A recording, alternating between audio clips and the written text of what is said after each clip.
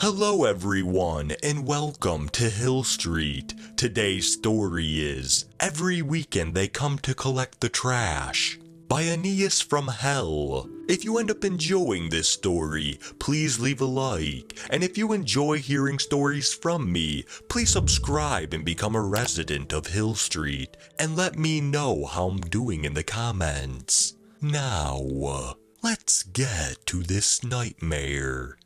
I recently started university. I had moved to a dorm because campus is far away from home. I moved into a standalone dorm house with 5 rooms. Me and one of my friends both ended up in the same house. I haven't really talked with the other 3 people living here. They're barely here anyways.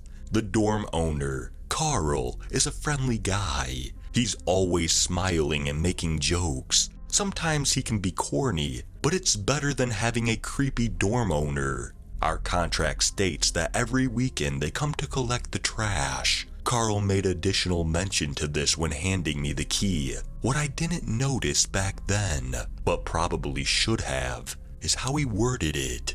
And remember, every weekend they come to collect the trash. The first week was a bit eerie, but I find that's normal when living somewhere new. You'll notice all the smaller details, the little sounds, every creak. It's something you get used to after a while, but it made the first couple of nights a sleepless hell. It doesn't matter that I could hear the neighbors arguing every single night. I finally got some rest the 3rd night. After that, I stopped locking my door at night. I know, rationally speaking, I didn't have to lock it. The rest of the week went by relatively smoothly. I had to adapt to university and living alone. I'm lucky I have my parents to support me and pay for my bills. When the first weekend came around, I was woken up at 10 a.m. by the sound of the front door opening and closing. I figured it was Carl collecting the trash, like he said would happen. Now that I was awake, I really had to pee, but to avoid social interaction, I waited until he left. After about 30 minutes, the door opened and closed again, so I went downstairs to use the toilet. Out of curiosity, I checked the trash cans, and, as expected, they were empty. The second week went by, and I decided to head home over the weekend. When I came back on Sunday, the bins were once again empty. I was the first one back home, it seems. Everyone leaves over the weekend. I have decided I would stay at my dorm whenever I want to work for school. I knew that if I went home, I would get distracted easily anyways. On week 3, I stayed at the dorm again. On Saturday, I heard the door at 9 a.m. and decided to get up and work for school. At around noon, I was about to head downstairs to get a glass when I heard the front door again. I waited a couple seconds, but didn't hear anything. At first, I assumed it was Carl leaving, but then realized it had been 3 hours since he supposedly entered. Maybe it was one of my dorm mates who forgot to mention he was still home. It was weird, but I didn't think too much about it. I wasn't home again for week 4. For week 5, however, because of the slightly off-putting experience from week 3, I wanted to see what Carl was up to when he came to collect the trash. I know, it sounds a bit rash, but I suffer from GAD, generalized anxiety disorder, so I decided to do this to calm myself. I fully expected nothing to really come from it. On Saturday, I decided to head downstairs at 9 a.m. That way, I would surely see Carl. I waited downstairs for an hour, until 1 p.m. I figured he might be coming tomorrow instead. He did say they would come on the weekend, not specifically on Saturday. I went back upstairs, and the second I closed my door, I heard the front door open. To say I was freaked out would be an understatement, but I gathered some courage and decided to go back downstairs, only to find nobody there. The front door hadn't opened a second time, so whoever came in should still be there. I checked the trash, and to my surprise, it was empty. When things get weird and scary, your mind does two things. It tries to rationalize the situation, and it comes up with the most illogical explanations at the same time.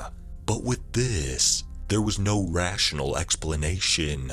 Even if I just didn't hear the door the second time, no way he was able to empty 2 full trash cans in just 10 seconds and disappear afterwards. I went back to my room and locked my door again. I texted my friend about it, but he didn't respond. He could very well be busy. Only then did I realize whoever opened the door is still in the house. But who the hell do you call in these situations? I mean, cops won't believe you, and my parents will just think I imagined things. So I did what any logical person would do. I locked myself in my room until Monday, when my dorm mates returned. After about an hour, I get a text back from my friend. He responds, thinking I'm just setting up some sort of joke. I mean, I don't blame him for thinking that, but I also know he won't believe me. I have been very dedicated when making jokes before. It's like the boy who cried wolf. Throughout the rest of the weekend, I heard nothing except the ambient sound of my neighbors fighting. When I finally hear people arrive on Monday, I leave my room. First course of action is going to the electronics store next door. I'm not staying here this weekend. I'm not crazy, but I'm going to install a camera. Friday rolls around and I place the camera somewhere hidden, looking at the trash cans. During the weekend, I can't stop thinking about what I'll see when I return.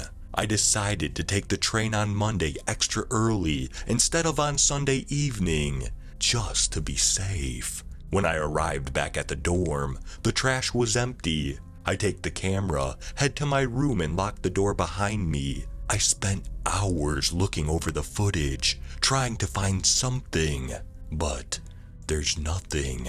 Not a single person entered the frame, nothing interacting with the trash cans. I frantically looked through the video, trying to find something, maybe a splice, a time skip, but there's nothing, absolutely nothing. As scary as this is, now I have proof. I waited for my friend to arrive and practically dragged him into my room. I dragged my mouse through the preview slider to show him nobody was here all weekend. He just gives me a dead stare and says, "You're not fooling me. Just because you're moving faster over the preview bar doesn't mean I don't see him." That sentence sent chills down my spine. I asked him who he saw, and he took my mouse and dragged it to Saturday, 10 a.m. "I'm not blind. I can clearly see him." He sighed, and he turned around to leave the room, but I stopped him. I asked him to trust me. "I don't see anyone on the camera." He told me if I was really worried, I should just call Carl and ask him about it. I could tell he was worried about me, but just didn't believe me. However, I hadn't considered calling Carl. He probably has an explanation. At least, I hope he does. This is all becoming a bit too much for me. I can handle change. I've trained myself to control my fear. But this isn't something irrational. This is real. I called Carl, hoping to finally have an explanation. When he picked up, I started ranting. I told him everything that had happened, only to be met with bone-chilling silence. After what felt like an eternity, he simply said, "Don't leave your room when they arrive," and hung up. I tried calling back, but he didn't answer. I couldn't go home. Regardless of what had happened, I couldn't miss class. Believe it or not, being haunted is not a valid reason to skip class. And because of the study point system, I couldn't really afford to fail, literally. I would avoid leaving my room whenever I could. I'd use the bathroom in school. I'd skip showering altogether and would keep all my food in my room. I only left to go to class. Otherwise, I would be sitting safely behind my locked door. Sleeping was hard, but I managed. It wasn't until Thursday, when the reality of my new situation kicked in. I cried a lot that night.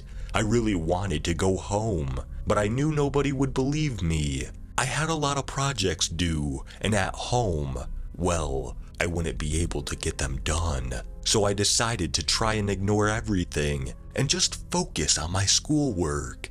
Saturday morning, I get woke up by the sound of the front door at 10 a.m. I double check to make sure my door is locked and wait behind it until I hear them leave. It only took them 15 minutes to clear out the trash today. I sighed with relief when I heard the front door a second time. I still wasn't going to leave my room though. I opened my curtains, put on my headphones, and started modeling. At around 3 p.m., I heard a faint knock. I removed my headphones to make sure I was hearing it right. After about a minute, I heard it again. It was louder. I looked at my door and heard 3 more knocks. They were coming from the window.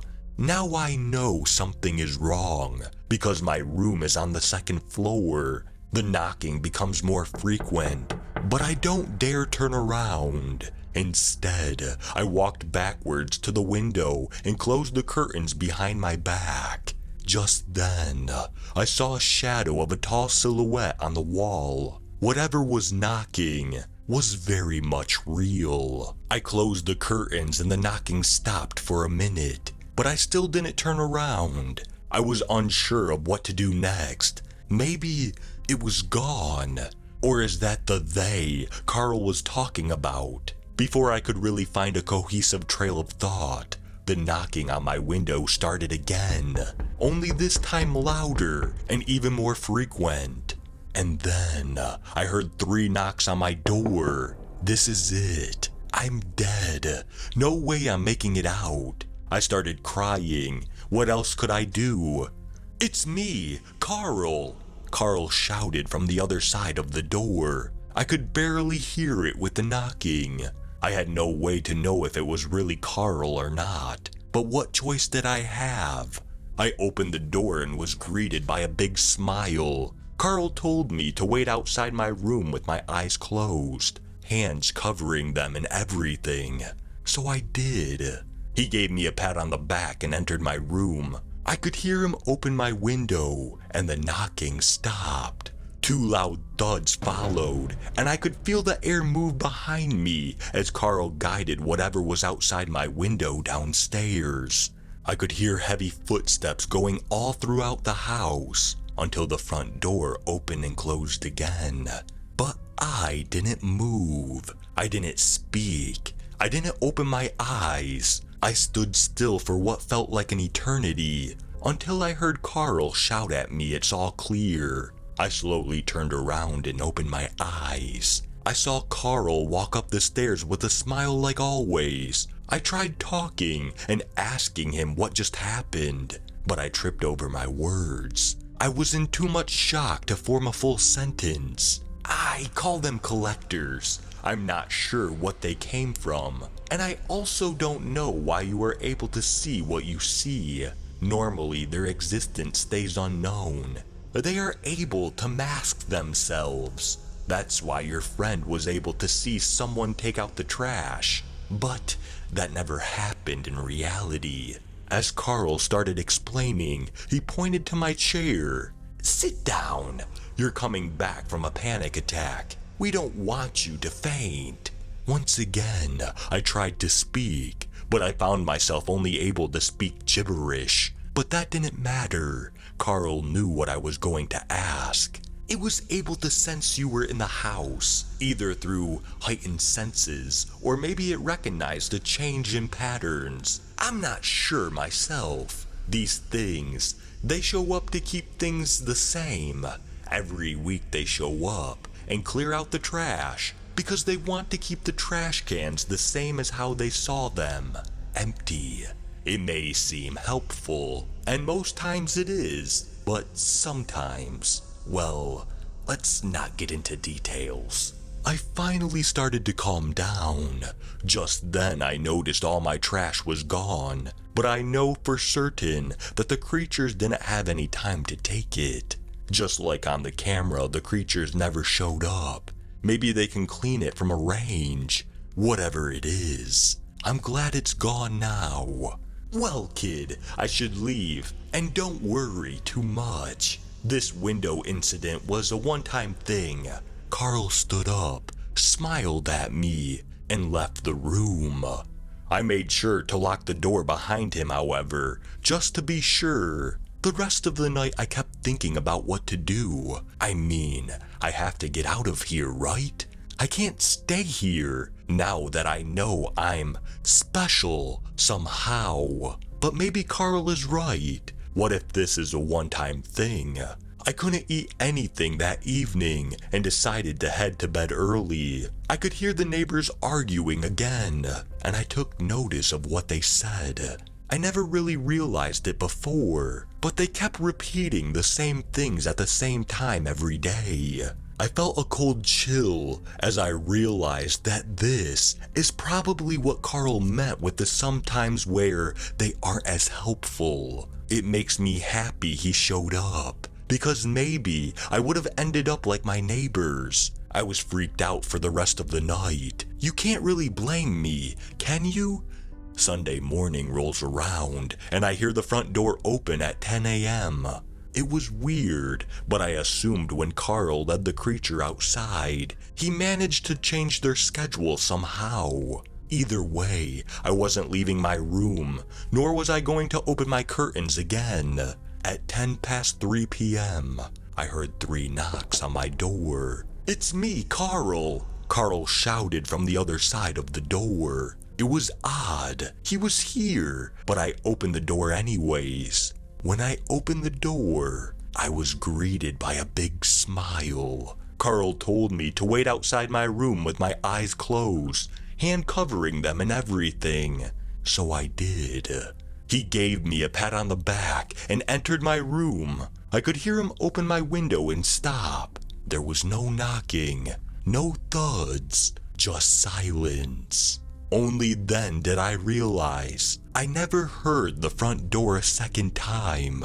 I ran to the bathroom, locked the door, and decided the only place where people would believe my story is here. So please listen to me. Don't investigate them. Don't wonder about them. Don't let them know you were aware they exist. But most importantly, don't leave your room when they arrive.